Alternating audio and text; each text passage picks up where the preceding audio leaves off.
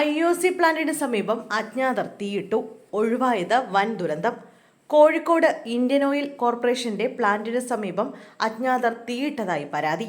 ഫറോക്കിൽ പ്രവർത്തിക്കുന്ന IOCയുടെ കോഴിക്കോട് ഡിപ്പോയ്ക്ക് സമീപം railway station പ്ലാറ്റ്ഫോമിന് സമീപത്തായാണ് തീയിട്ടത്. 50 കിലോയോളം വരുന്ന റെയിൽവേയുടെ ഉടമസ്ഥതയിലുള്ള കേബിൾ കൂട്ടിയിട്ട് കത്തിക്കുകയായിരുന്നുവെന്ന് പോലീസ് പറഞ്ഞു. തീപിടിച്ച വിവരം നാട്ടുകാരാണ് ആദ്യം ശ്രദ്ധിച്ചത്.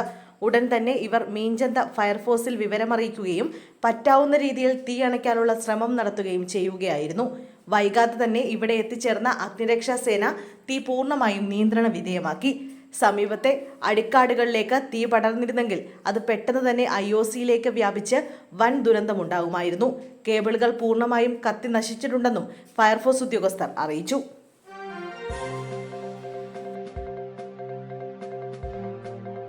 വനംവകുപ്പ് ഉദ്യോഗസ്ഥരെ വാഹനമിടിപ്പിച്ച് കൊല്ലാൻ ശ്രമം, 2 പേർ അറസ്റ്റിൽ. മാനന്തവാടിയിൽ വനംവകുപ്പ് ഉദ്യോഗസ്ഥരെ വാഹനമിടിപ്പിച്ച് കൊല്ലാൻ ശ്രമിച്ച കേസിൽ 2 പേർ അറസ്റ്റിൽ.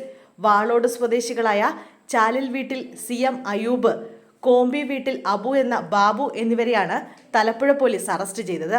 2023 നവംബർ 23 പുലർച്ചെ ആലാർ ഭാഗത്തായിരുന്നു കേസിനാസ്പദമായ സംഭവം.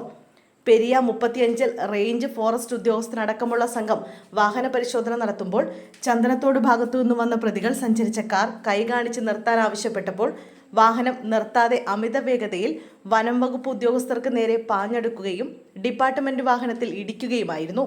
തുടർന്ന് നിർത്താതെ പോയ വാഹനം ആലാർ ഭാഗത്ത് ബൈക്ക് പെട്രോളിംഗ് നടത്തുകയായിരുന്ന വനം വകുപ്പ് ഉദ്യോഗസ്ഥരെ ഇടിച്ചു വീഴ്ത്തി പരിക്കേൽപ്പിച്ച് കടന്നുകളയുകയും ചെയ്തു.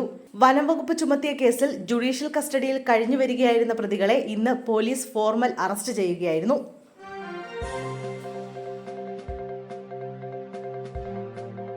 മദ്യം പ്രൊമോട്ട് ചെയ്യാൻ കൈക്കൂലി, കൈയോടെ പൊക്കി. പാലക്കാട് ബിവറേജസ് ഔട്ട്ലെറ്റുകളിൽ വിജിലൻസിന്റെ മിന്നൽ പരിശോധന. സ്വകാര്യ ഡിസ്റ്റിലറികളിൽ അവരുടെ മദ്യം പ്രൊമോട്ട് ചെയ്യുന്നതിന് കൈക്കൂലി നൽകുന്നത് വിജിലൻസ് കൈയോടെ പിടികൂടി. ഒറ്റപ്പാലം കൺസ്യൂമർ ഫെഡിൽ ഡിസ്റ്റിലറിയുടെ ഏജന്റ് 6750 രൂപയാണ് എത്തിച്ചത്. വിവിധ ബിവറേജസ് ഔട്ട്ലെറ്റുകളിൽ നൽകാൻ ഏജന്റിന്റെ പക്കൽ 43,510 രൂപയാണ് ഉണ്ടായിരുന്നത്. വിഷു പ്രമാണിച്ച് തങ്ങളുടെ ബ്രാൻഡുകൾ പ്രൊമോട്ട് ചെയ്യാനാണ് ഔട്ട്ലെറ്റുകളിൽ കമ്പനി ഏജന്റുകൾ കൈക്കൂലി നൽകുന്നതെന്ന് വിജിലൻസ് അധികൃതർ പറഞ്ഞു. പാലക്കാട് ജില്ലയിലെ വിവിധ ഔട്ട്ലെറ്റുകളിലാണ് മിന്നൽ പരിശോധന നടന്നത്.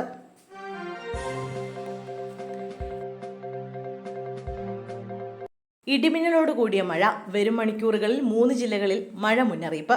അടുത്ത 3 മണിക്കൂറിൽ സംസ്ഥാനത്ത് 3 ജില്ലകളിൽ മഴയ്ക്ക് സാധ്യതയെന്ന് കേന്ദ്ര കാലാവസ്ഥാ വകുപ്പിന്റെ മുന്നറിയിപ്പ്.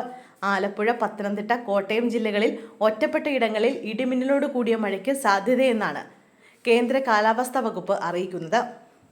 ഈ ജില്ലകളിൽ മണിക്കൂറിൽ 40 കിലോമീറ്റർ വരെ വേഗതയിൽ വീശിയേക്കാവുന്ന ശക്തമായ കാറ്റിനും സാധ്യതയുണ്ടെന്നും മുന്നറിയിപ്പിൽ പറയുന്നു.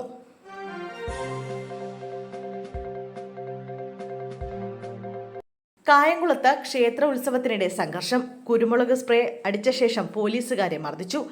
കായംകുളത്ത് ക്ഷേത്രത്തിലെ കെട്ടുകാഴ്ചയ്ക്കിടെ സംഘർഷത്തിൽ പോലീസുകാർക്ക് മർദ്ദനമേറ്റു. കായംകുളം ദേവികുളങ്ങര ക്ഷേത്രത്തിലാണ് ഉത്സവത്തിനിടെ സംഘർഷമുണ്ടായത്. സംഘർഷത്തിൽ 2 പോലീസുകാർക്ക് മർദ്ദനമേറ്റു. പ്രവീൺ, സബീഷ് എന്നിവർക്കാണ് പരിക്കേറ്റത്.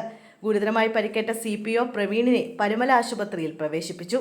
കുരുമുളക് സ്പ്രേ അടിച്ച ശേഷം പോലീസുകാരെ ഒരു സംഘം ആക്രമിക്കുകയായിരുന്നു. കെട്ടുകാഴ്ച കടന്നുപോകാൻ 11 kV ലൈൻ ഓഫ് ചെയ്തിരുന്നു. ഇത് ഓൺ ചെയ്യാൻ പോലീസ് ആവശ്യപ്പെട്ടതാണ് പ്രകോപന കാരണം.